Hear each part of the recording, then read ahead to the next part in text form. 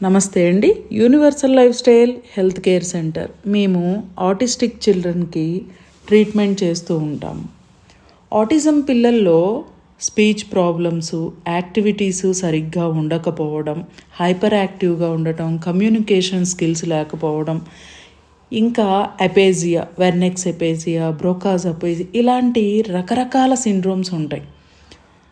వీళ్ళు ఎంతైతే బాధపడుతూ ఉంటారో పేరెంట్స్ అంతకన్నా ఎక్కువగా బాధపడుతూ ఉంటారు. పిల్లల్ని బాగు చేసుకోవాలనే వారి తపన, ప్రార్థనలు చూస్తుంటే నిజంగా హ్యాట్స్ ఆఫ్ అని చెప్పాలనిపిస్తుంది. ఈ విధానంలో ఫ్యూచర్లో కాబోయే తల్లిదండ్రులకు యూనివర్సల్ లైఫ్ స్టైల్ నుంచి కొంత గైడెన్స్ ఇవ్వాలి.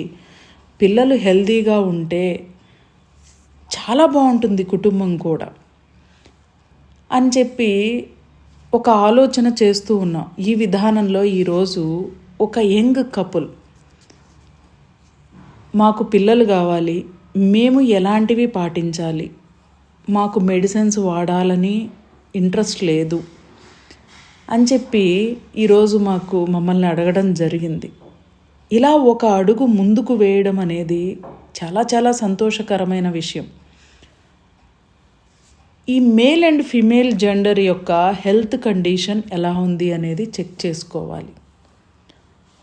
ఇప్పుడు ఫీమేల్ అనుకోండి, పీరియడ్స్ రెగ్యులర్గా వస్తున్నాయా, టైంకి వస్తున్నాయా, పీరియడ్స్ టైంలో మూడ్ స్వింగ్స్ ఎలా ఉన్నాయి, హార్మోనల్ ఇన్బ్యాలెన్స్ ఉందా, వీళ్ళ యొక్క ఫుడ్ యాక్టివిటీస్ ఎలా ఉన్నాయి, ఏ వర్క్ చేస్తున్నారు, మైండ్ సైకాలజీ ఎలా ఉంది, ఎగ్స్ హెల్తీగా ఉన్నాయా లేవా, యుట్రస్ ఎట్లా ఉంది, వీళ్ళ యొక్క ఆర్గాన్స్ యొక్క వైటల్ ఎనర్జీ ఎలా ఉంది. అంటే పల్స్ యొక్క డయాగ్నోస్ ద్వారా 8 టైప్స్ ఆఫ్ డయాగ్నోస్ ఉంటాయి, అవి చెక్ చేసుకోవాలి ఫస్ట్.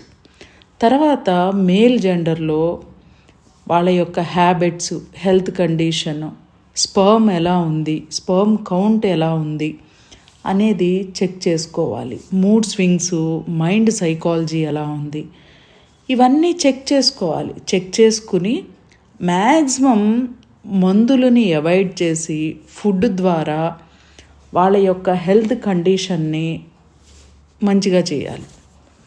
అలా చేసినప్పుడు అంటే డాక్టరు కొన్ని సూచనలు చేస్తూ ఉంటాం అన్నమాట. చేసినప్పుడు అవి పాటించారనుకోండి, చక్కగా హెల్తీ కన్సీవ్ అవుతుంది, అలాగే హెల్తీ బేబీ పుడుతుంది.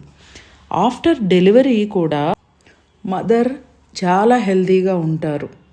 Universal life style